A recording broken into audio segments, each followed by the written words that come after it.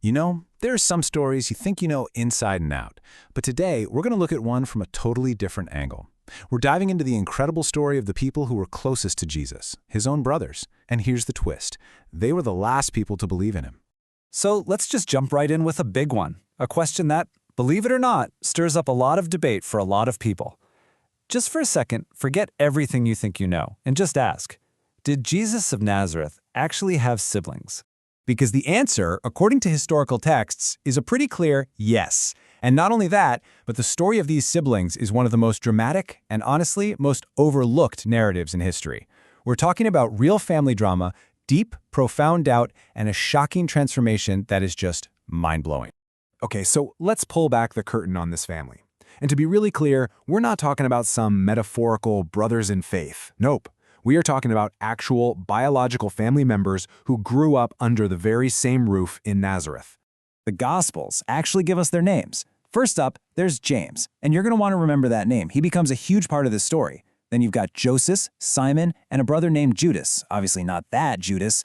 The text even mentioned he had at least 2 sisters, though they're never named. So yeah, this was a full, bustling family. And this is where it gets so fascinating, right? This is the central paradox of the whole thing. These were the people who knew him better than anyone. They shared meals with him, they probably worked alongside him, they knew all his quirks. They were the ultimate insiders. And yet when he started his public ministry, they were his biggest skeptics. And listen, this wasn't just some quiet, polite skepticism. This was a deep, serious family rift. At the very moment Jesus is gathering followers who are calling him the Messiah, his own family, well, they thought he might have actually lost his mind. The historical account is just incredibly blunt about it. This isn't someone's interpretation. It's a direct quote from the Gospel of John. There's really no wiggle room here. At the height of his ministry, his own brothers were on the outside looking in, just filled with disbelief, and maybe even a little embarrassment. But let's be honest for a second. Come on, put yourself in their shoes. This is your brother, the guy you grew up with. All of a sudden he starts claiming he's the Son of God. Would your first reaction really be belief? Or would it be concern? Maybe even a little mockery? It makes their doubt completely human, and it's that very real doubt that makes the end of their story so unbelievably powerful. So you've got this wild split screen happening. On one side, there are his followers, who are seeing miracles and hanging on every single word with total awe and devotion.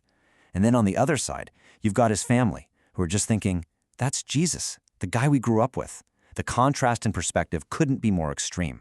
But then, something happens. Something so powerful, so completely world-altering, that it takes all that deep-seated skepticism and just flips it into this unshakable faith.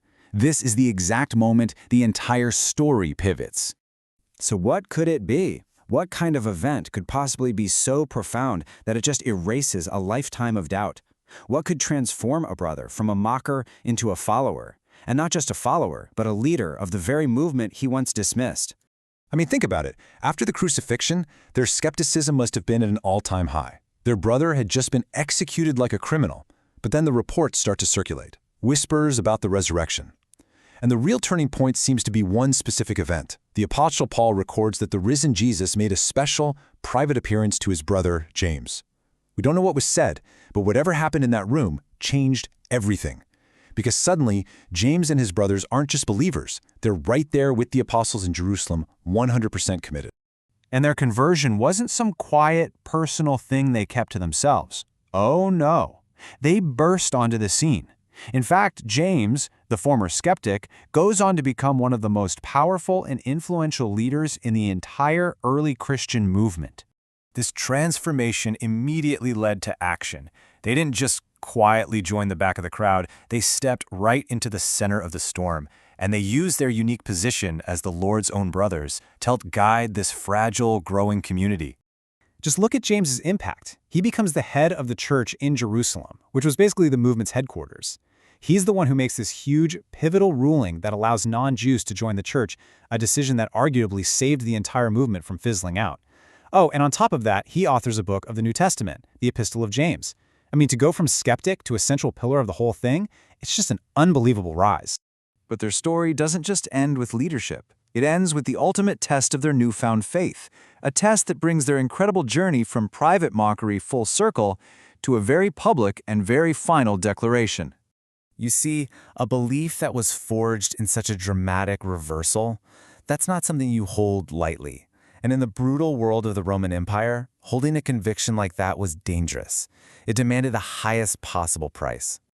And here's where we get evidence from outside the Bible. The first-century Jewish historian Josephus actually records the death of James. He writes that the high priest had James brought before a council and then had him stoned to death. This wasn't a story told just by followers. It was a historical event recorded by a neutral observer. And there it is, the complete, breathtaking arc. From the family members who mocked him to the leader who was willing to die for him. It's an incredible testament to the power of their conviction. They didn't just believe, they believed right up to the point of death. So we have to end by asking this. In a strange way, their early skepticism makes them the ultimate hostile witnesses, doesn't it? They had every single reason in the world not to believe. So what does it tell us that these ultimate insiders, the people who were the hardest to convince, ended up being the most profoundly convinced of all? Now that's something worth thinking about.